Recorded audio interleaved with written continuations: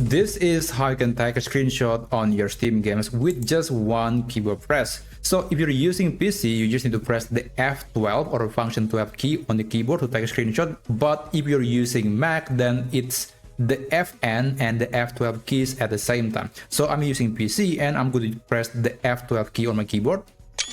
And there's that sound, and also there's this notification telling me that the screenshot has been taken. Now, if you want to look at the screenshot on your computer, then you can open Steam and then go to View, click Recordings and Screenshots, and you'll see a bunch of screenshots that you have taken on your Steam games. And if you want to look at the file on your computer, you just need to right click on the picture and then click Show on Disk. And basically it will open a file explorer where it can show you the location of your Steam screenshot. So that's how you can take a screenshot and how you can find the screenshot on your computer.